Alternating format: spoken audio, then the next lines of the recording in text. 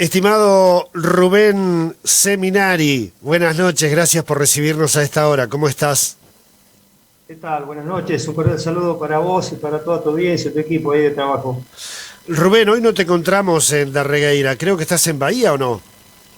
Estoy con una pequeña dolencia en rehabilitación médica, así que hago una semanita en la y una semanita acá. Ahí estamos. Una semana en Bahía Blanca. Rubén, el martes pasado comenzamos a dar a conocer cuál fue la base o el nacimiento del entramado de la adhesión de buena parte de la República Argentina al nazismo. ¿Cómo fue el nacimiento de ese entramado del nazismo en la Argentina? Recordamos que vos situaste ese nacimiento en los albores de la Primera Guerra Mundial, las batallas que se dieron tanto en Malvinas como en Chile, batallas navales entre fuerzas alemanas y británicas, el hundimiento del Graf Pi allí en el Río de la Plata, la llegada a la Argentina de tripulantes del Graf Pi y el crecimiento en la adhesión de algunas personas que vos identificaste luego tendrían un papel relevante en la Segunda Guerra Mundial, ¿verdad? Sí, ahí antes de empezar a charlar, déjame hacer una pequeña salvedad de lo que hablamos el otro día, que dejamos la inquietud de que uno de los buques que estuvieron en la guerra de Malvinas en el 14 había recalado en San Antonio Oeste. Y bueno, ayer un amigo en común, Tony Brochado, buzo, Así que le es. gusta mucho la arqueología marina, que hablamos el otro día de su botella. En realidad son dos botellas. Me mandó la foto, que la debes tener ahí seguramente.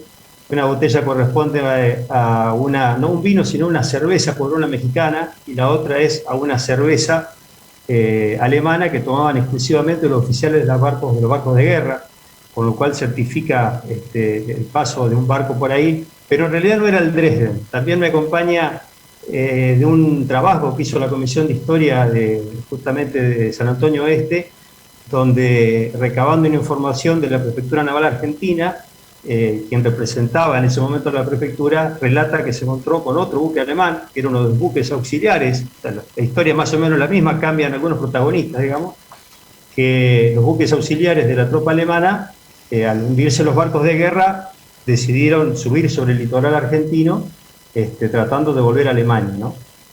Uno de ellos recaló en San Antonio Oeste, con una tripulación importante, y el prefecto, con mucho coraje, se fue con su bote a decirle esto a Argentina: muchachos, de acá se van a tener que ir. No querían saber nada de los alemanes. La prefectura mandó, la marina mandaron un barco relativamente chico desde la base Puerto Belgrano, y cuando el navío argentino le dice a los alemanes: me tienen que seguir a puerto, se niega el alemán. Y ahí interviene la gran diplomacia argentina. Dice que se comieron la mitad de los corderos de San Antonio Este en asado, más o menos. Ahí vamos a empezar Bueno, a compartir las fotos de las botellas de Tony Brochado y bueno, y el resto de fotografías que van a ilustrar tu relato de hoy, Rubén.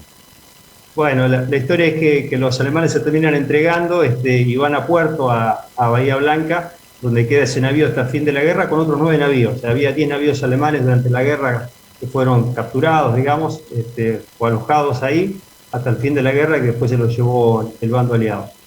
Bueno, yo quería remontarme un poco al fascismo, que tiene que ver también con Argentina y tiene que ver con todo esto del nazismo en Argentina. Y creo que lo primero que tenemos que hablar es del Duce Mussolini.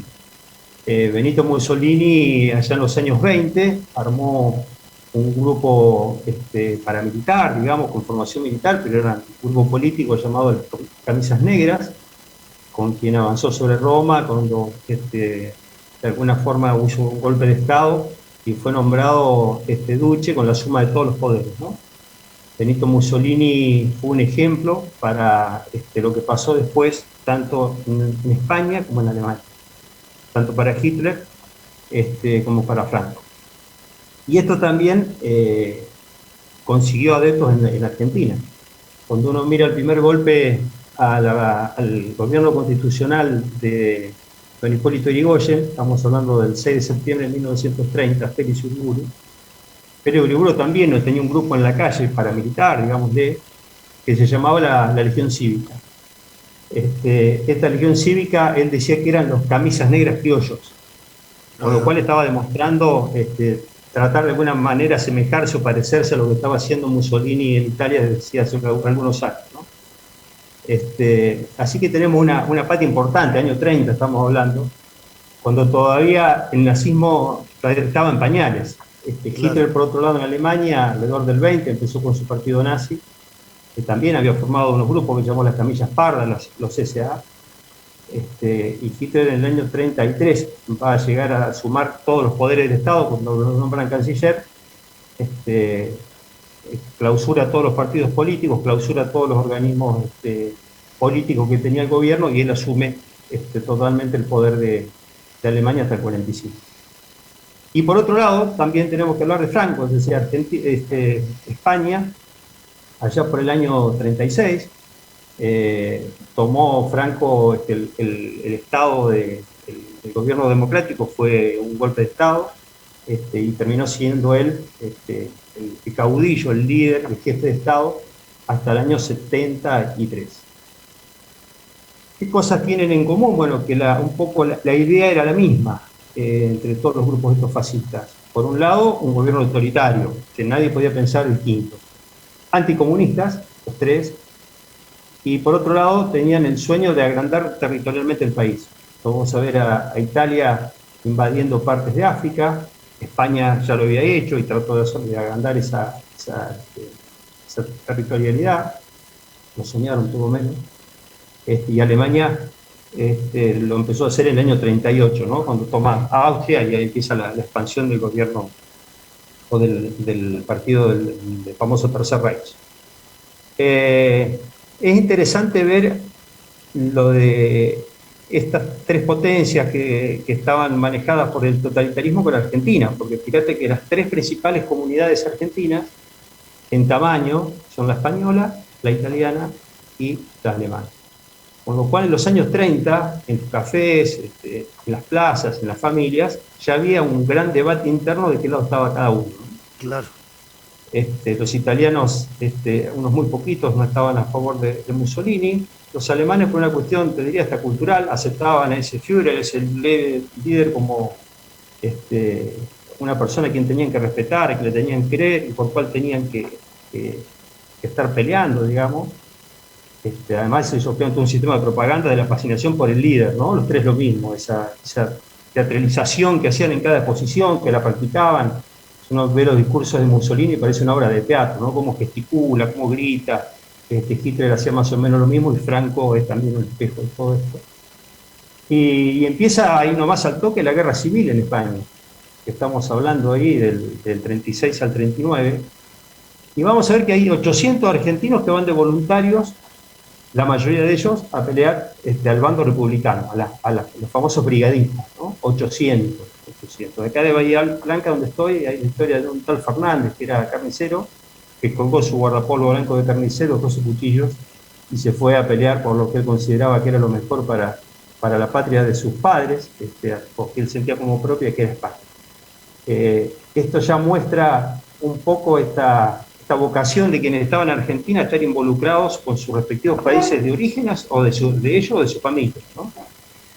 Y estamos hablando también de que en esa guerra civil, Alemania y Italia mandaron gente, fueron como 50.000 voluntarios italianos, por supuesto que para pelear por Franco, por la famosa Falange, y Alemania hizo un poco más, mandó la Legión Cóndor, mandó tanques, personal, aviones, instructores, muchos de ellos que fueron después durante la Segunda Guerra Mundial, ya muchos, un grupito de ellos terminaron después en Argentina.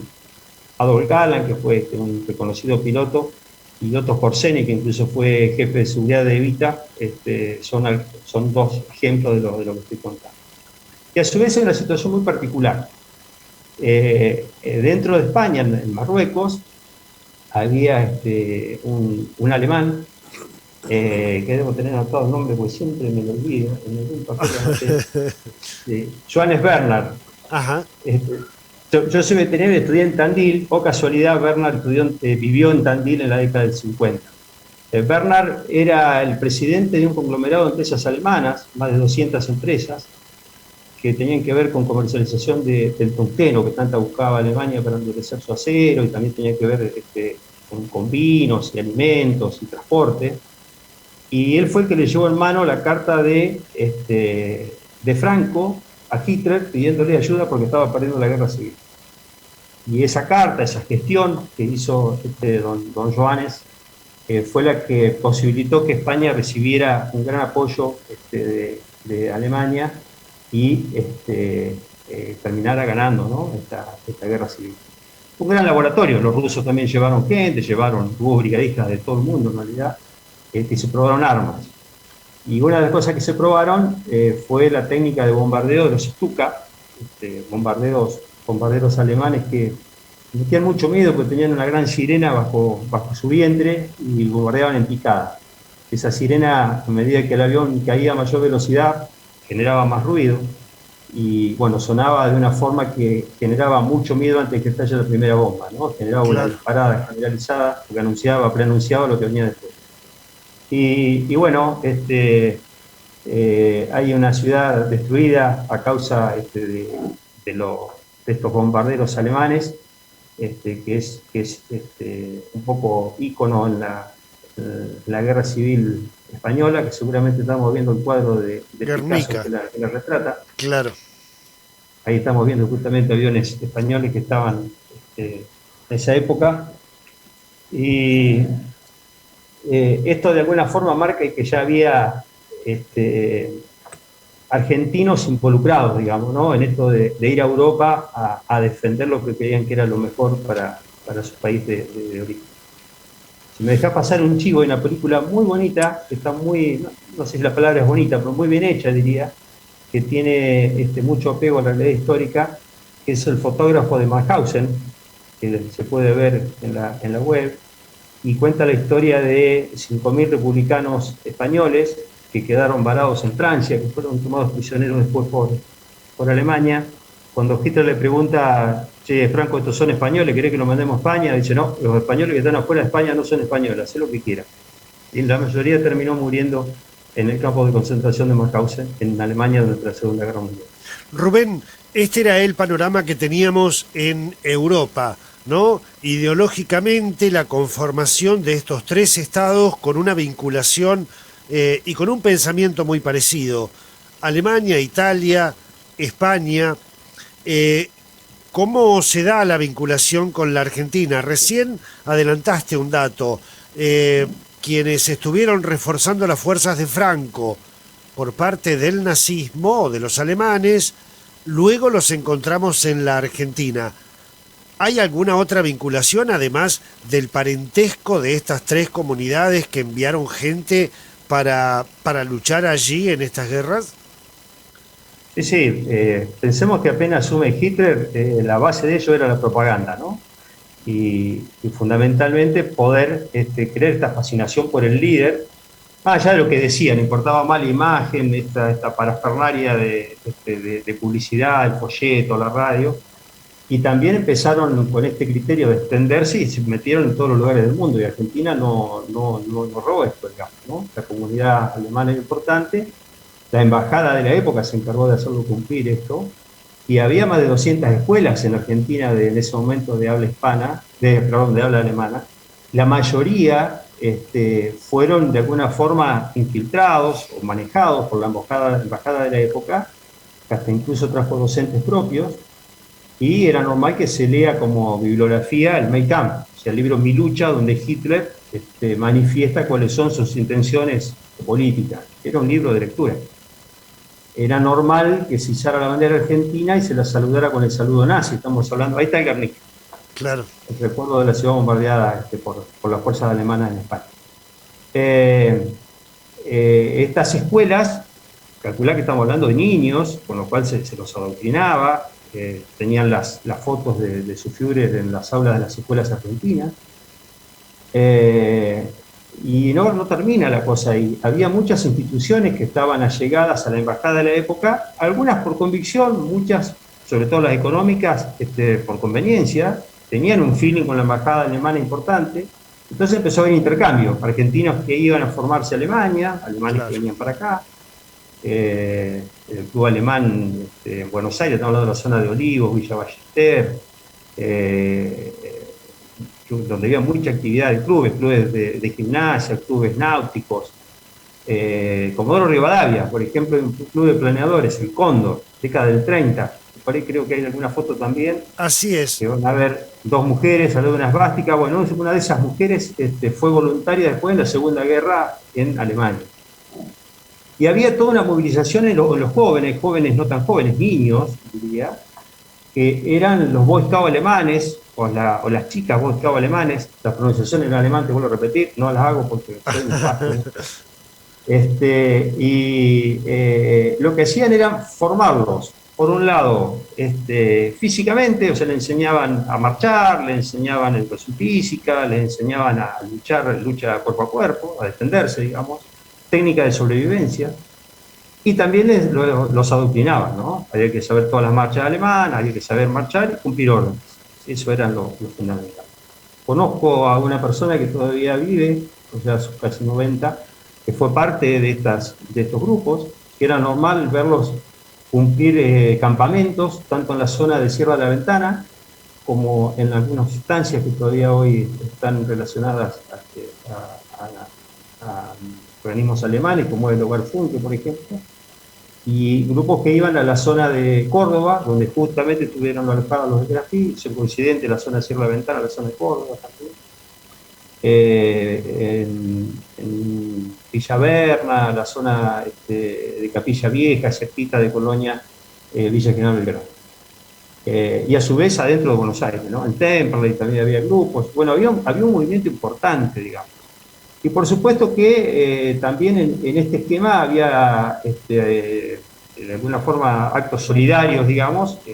Había recaudaciones para mandar a Alemania.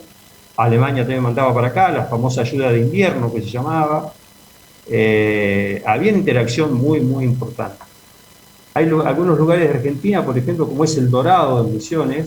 Así es. Que es un pueblo relativamente nuevo, que es la capital del trabajo en Argentina, caracterizada por una calle principal, una picada principal, a cuyos lados se fue desarrollando la ciudad, y se fue desarrollando por kilómetro, y en cada kilómetro había gente de distinta nacionalidad, austríacos, daneses, alemanes católicos, alemanes luteranos. Se los fueron clasificando por origen, tanto de país como religioso. Había también algún sector inglés. ¿Quién lo funda? Don Julio, el apellido ahora no me va a salir, todos los nombres juntos no me salen. Insólitamente, año 1918, esperaba y compró el campo, lo loteó, lo vendió como un paraíso, por eso el nombre del Dorado a europeos, y cuando venía lo esperaba con un barco que se llamaba Esvástica. Pero todavía el nazismo no existía. Se adelantó 4 o 5 años el uso de la esvástica en Alemania. En realidad, usaba la esvástica con el giro inverso, no con el giro a la derecha, sino con el giro a la izquierda, que es un símbolo hindú que tiene que ver con la felicidad. Entonces le había nombrado su barco esvástica, un barco hasta que no hace muchos años, un casco de madera, un lanchón, digamos, en esa se paraba en el medio del río, esperaba que lleguen los contingentes de inmigrantes y así los recibía. Cuando llega Hitler al poder, lo mismo pasó en El Dorado. El Dorado hablaba alemán, muy poquito hablaban castellano dentro de la comunidad. Las escuelas hacían referencia a esto que te estoy contando. En los actos patrióticos era normal ver desfilar las banderas con esvásticas, y ellos hablaban de un país en un país. O sea, que hacer un país propio, una Alemania chiquita dentro de otro país que era la Argentina. Ese era uno de los lemas de la gente que de alguna forma manejaba los hilos de la comunidad alemana del Dorado en esa época, ¿no? Un país en un país. Entonces era un poco la pauta de las cosas que estaban pasando. Claro, lugares en la Argentina que hemos conocido a través tuyo, que se reiteran, ¿no? Sierra de la Ventana, Córdoba, la Patagonia, y ahora incluimos El Dorado en Misiones. Información muy poco conocida, te puedo asegurar, en lo que tiene que ver con el entramado nazi en la Argentina. No es El Dorado nomás, son varias comunidades en la costa del Paraná de Misiones. Ajá, Si uno busca datos del diario El Territorio del año 38, ellos anunciaban que todas las escuelas de la zona de las comunidades alemanas estaban infiltradas por una propaganda absoluta del nazismo. Eso lo dicen los periodistas del diario El Territorio del año 38. El año 38 es un año muy, muy particular. Yo voy a agarrar un papelito para no olvidarme, porque hice algún... lo había hecho en algún lado, por acá lo tengo. Para no olvidarme de las cosas que pasaron. Estamos hablando de un año antes de que empiece la Segunda Guerra Mundial. claro. Y dentro de este sistema de propaganda que usaba el nazismo en el mundo, estaba de recorrer con sus naves, con sus fuerzas armadas, a los distintos países. Argentina no estuvo exento de esto. Había un buque escuela que en el año 37 estuvo en el puerto Mar del Plata, y allí bajó la tripulación, su comandante hablaba castellano, o sea, nada era de esto. Hay fotos del comandante participando de fiestas civiles, digamos, adentro de Mar del Plata con el intendente de la época. Eso se dice que participó en algunos eventos en Buenos Aires. Abrieron el barco para que la gente subiera, tuvieron contacto con la comunidad, y ese barco después siguió hasta Comodoro Rivadavia. Se llamaba el Schlesien. El Schlesien era un buque escuela, como sería acá nuestra fragata Libertad, digamos, una cosa así. Claro. No era un velero, era un vapor. Y estuvo en Comodoro Rivadavia haciendo la misma gestión, digamos, ante la comunidad, recibida por fiestas, grandes comidas con banderas de básicas por todos lados. De ahí continuó por Chile, pegó la vuelta por Canal de Panamá y regresó a su puerto en Alemania, incluso un barco que participó en algunos combates en la Segunda Guerra Mundial. Ajá. Volvemos a lo de hoy, ¿no? Primera Guerra Mundial, pasan 20 años, soldaditos de la primera, oficiales de la segunda, recorriendo mismos lugares que habían recorrido con anterioridad, reconociendo terrenos, reconociendo geografía, ubicando gente, haciendo contactos. Esto era lo que hacía la inteligencia. Claro, preparando el terreno de lo que se venía. La Comodoro Rivadavia tenía una gran empresa alemana de petróleo, la Astra, incluso un pueblo que era Astra, aislado de Comodoro Rivadavia, donde se asegura que después durante la guerra hubo repostamiento de submarinos, y que era normal que vayan a buscar combustible en ese lugar. Que es más fácil, que van a tener combustible hasta acá de Alemania, cosa que no había mucho durante la guerra. Es más fácil venir y conseguir combustible de los amigos acá en el sur del Atlántico, en Argentina. Eso pasó... Ahí teníamos justamente la foto del Aeroclub de Comodoro Rivadavia, ¿no? Ahí está. El Aeroclub de Planeadores. Sí. Incluso en esa época fue muy cuestionado el Aeroclub, porque decían que directamente se hablaba de que había espías nazis y que había red de espionaje, o sea, no era tan secreto el tema, había gente que reclamaba, periodistas, diputados, gente de la misma colectividad que no apoyaba al partido nazi, ¿no? El diario de los alemanes en Buenos Aires, por ejemplo, era uno de los que no compartía y les pegaba duro, digamos, en esa época. Que fue declarado en Alemania como que no era más alemán, que era persona no grata, porque estaban pegándole. Y ahí vuelvo un poquito para atrás, uno de los hermanos Aleman fue uno de los que fueron a pelear por la República Española también, de los voluntarios. Se empiezan a cruzar cosas. Te decía del barco que vino, y eso estamos hablando los primeros días de enero del 38, miro el papelito para no perderme con las fechas, y nos vamos a encontrar después de la venida de ese barco, con que tanto como en junio, julio del 38 más o menos, se armó una reunión en Europa, en Francia precisamente, la conferencia de Pian, donde los países ya estaban hablando de que había que buscar alternativas para que quienes escapen del régimen nazi, que ya aunque no estaba en guerra, el régimen nazi era muy represivo, era muy fuerte, ya había acciones antisemitas contra la comunidad judía muy importantes, y otras comunidades también, como los gitanos, los homosexuales, los deficientes, los que tenían alguna deficiencia física o mental. O sea, el tema de la pureza racial y el antisemitismo pegaba muy fuerte ya. En esa reunión los países decidieron que iban a buscar las formas de recibir a esta gente que quería irse, y que todavía los dejaban irse, algunos todavía, de Alemania, Argentina incluida. Pero eso fue los primeros meses del año. Al poquito tiempo, el gobierno argentino hace una circular secreta, la circular 11, gobierno de Ortiz, ministro de Relaciones Exteriores Cantilo, que le dice a los embajadores: muchachos, los judíos que vengan de Europa no los dejamos entrar en Argentina, secretamente. Por un lado decíamos en el mundo, vengan, por otro lado decíamos, no vengan. La comunidad judía era importante en Argentina, es importante, y habían estado viniendo muchas familias del año de que asumió Hitler para adelante, el 34. Yo vivo cerca de Rivera, que es una comunidad judía, y bueno, conozco a algunos de los sobrevivientes que todavía quedan o que han ido quedando. He conocido gente que vino en el 34, gente que vino en el 36, el 38 fue un año duro, porque querían venir y decían: no, muchachos, ustedes no pueden venir. Entonces, bueno, terminaba viendo a veces en alguna embajada argentina algún gaucho solidario que le trucaba algún documento y lo dejaban venir igual. Pero venían a espaldas de lo que había ordenado el presidente Ortiz. En ese mismo año, el 6 y 7 de agosto del año 38, en Buenos Aires, en el Consejo Deliberante de Buenos Aires, se hace una reunión por demás interesante, que es el primer congreso contra el racismo y el antisemitismo, que preside Moisés Levenson, viejo dirigente radical. Ajá. Y de origen judío. Él plantea la necesidad de abrir las puertas y que hay que pelear con esta ideología que está invadiendo la Argentina de alguna manera.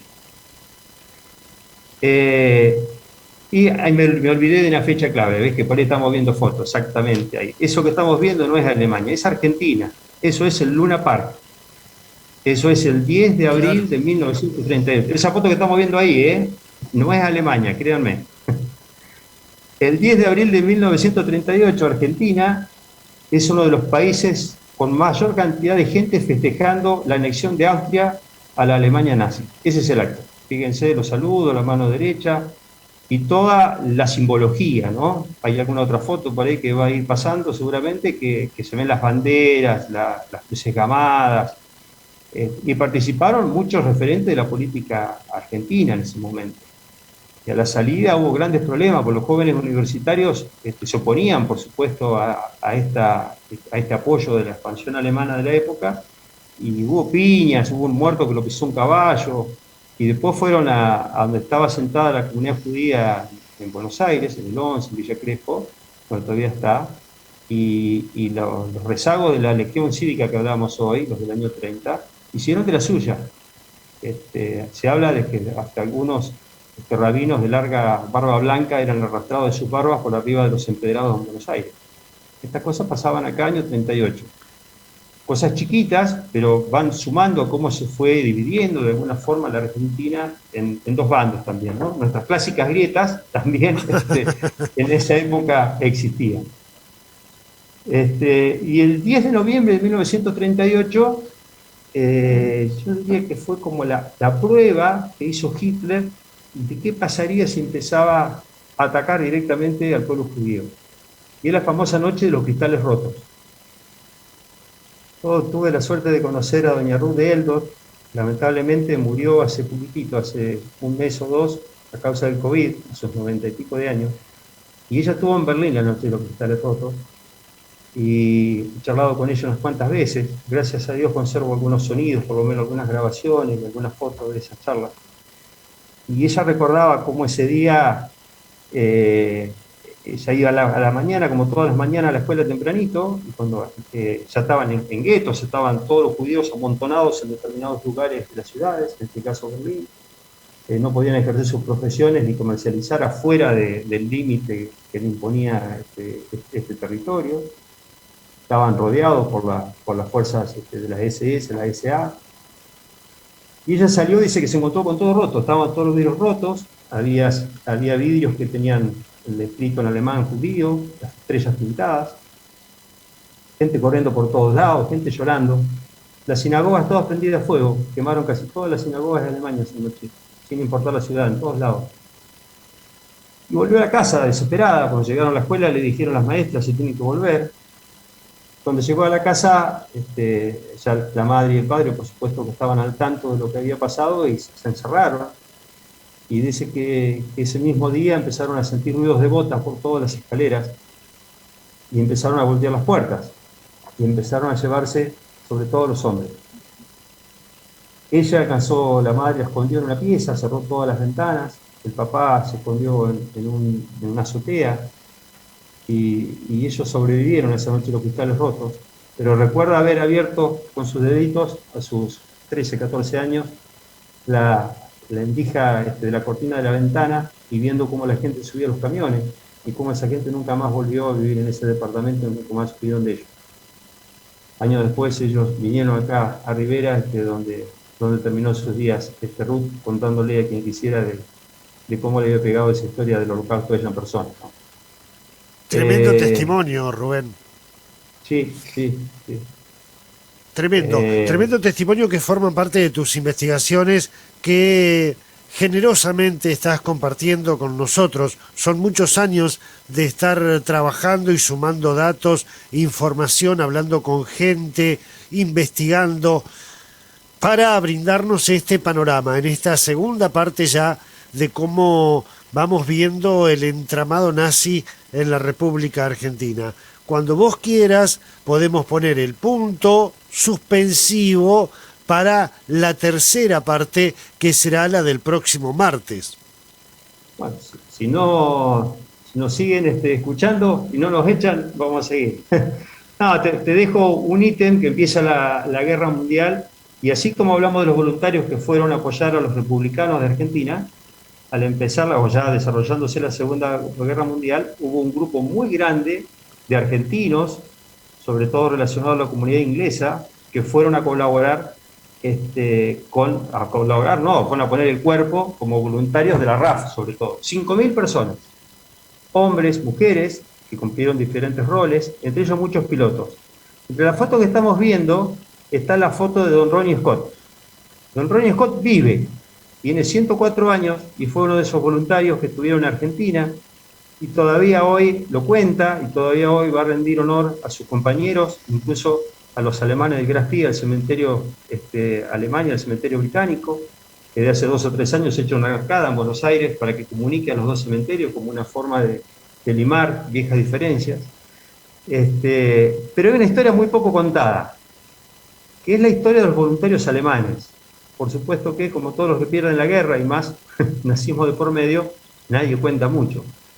Pero fueron un número importante y hay una perlita muy especial, hay 3 o 4 fotos, con una foto que tiene varias caras. Esas caras son todos argentinos muertos en el frente alemán en 1942. Entonces puedo asegurar que es una foto inédita. Yo lo tengo de casualidad. Mi madre, maestra jubilada, alguna vez alguien le regaló algo que había encontrado acá en nuestra zona, en un gallinero viejo que era de abuelo. Y ahí estaban viejos seminarios, viejos folletos y semanarios que la comunidad alemana distribuía, y entre esas fotos estaban estas. Alemanes nacidos en El Dorado, uno de ellos, un alemán de Esperanza, y muchos alemanes de Olivos, de Villa Ballester, en Buenos Aires. Ahí tengo una lista como de 30 o 40, pero sabemos que fueron muchos. Alguna vez logré hablar con uno de estos voluntarios en El Dorado, me dijo, de acá fuimos unos cuantos, digo, 2 o 3, no, fuimos muchos. Algunos quedaron allá muertos, otros logramos volver después de la guerra. Así que bueno, ahí está, ese es don Ronnie Scott. Ronnie, cada tanto hablo con él, están los 104 años y no los cumplió, lo que está por cumplir. Y está bastante más lúcido que yo. Una preciosura hablar con don Ronnie. Claro. Hay un libro que escribió, hay una foto de él también con otra persona ahí, que es Claudio Meunier. Meunier escribió un hermoso libro sobre los pilotos voluntarios argentinos en la RAF, que se llaman Volaron para Vivir. Ese Claudio justamente, que es un bahiense, es un eximio investigador de todo lo que pasó con los aliados, sabe la historia de cada uno, los ha acompañado, ha viajado a museo de los aliados. Con Ronnie creo que estuvieron de parranda hace un tiempo en Canadá y se subieron a uno de los viejos aviones allá del año 40. Ah, mirá vos. Ronnie vive solo en Buenos Aires, en un 5.º piso con sus casi 104 años. Es una madera distinta a Rubén Seminari, bueno, se nos ha terminado el tiempo, pero aquí ponemos puntos suspensivos para lo que será la tercera parte en este recorrido que generosamente estás haciendo a partir de todas estas investigaciones y estudios que has realizado para ir conociendo y compartiendo lo que ha sido el entramado nazi en la República Argentina. Solo queda agradecerte nuevamente por esta predisposición para compartir en nuestro programa y con nuestra audiencia toda esta información, Rubén. Bueno, muchas gracias. Disculpen toda esta cosa de no ir directo al grano, pero si no entendemos todo lo anterior, no vamos a entender lo que pasó después. Exactamente, exactamente. Así estamos. Buena semana para todos. Gracias, gracias Rubén Seminari. Hoy lo encontramos en Bahía Blanca, es de Darregueira, una de las personas que más ha investigado y estudiado sobre el entramado nazi en la República Argentina.